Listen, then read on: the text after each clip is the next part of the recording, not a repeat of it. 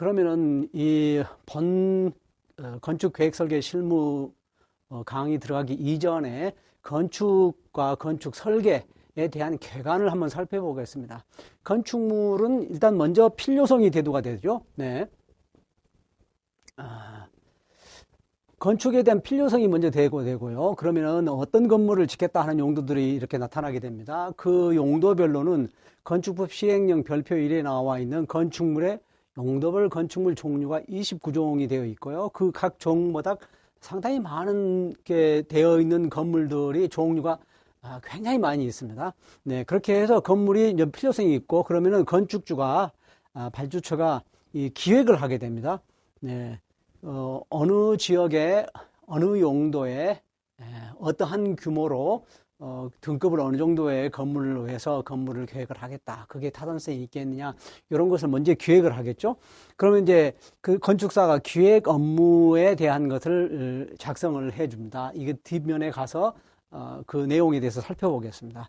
그러면 이제 기획을 해서 이 프로젝트를 설계를 해서 공사를 하겠다. 그렇게 되면은 건축사에게 건축 설계를 맡기게 됩니다. 그러면은 계획 설계를 하게 되고 중간 설계를 하게 되고 그다음에 실시 설계를 하죠. 그렇게 해서 성과물이 나오는데 설계 성과물이 공사용 도서가 나오게 됩니다. 설계도면 시방서, 계산서, 공사비 내역서, 기타 이런 것들이죠.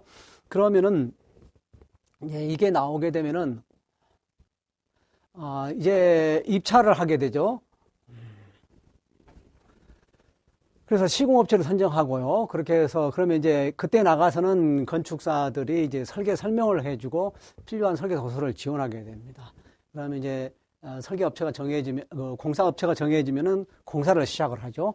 그러면 설계자가 현장을 지원하고 또 공사 감리도 하게 됩니다. 네. 그리고 나서 공사가 끝나게 되면 사용 승인을 받습니다. 네, 사용 승인에 이게 두 가지가 사용 승인하고 준공이 있었는데 요 두 가지가 일반 사회에서는 혼용이 됩니다만은 건축법상으로는 명확하게 사용 승인이라고 하는 사용 승인이라는 말을 쓰고 있습니다. 용어를. 그리고 이제 사용 승인에 대한 검사를 하게 되죠.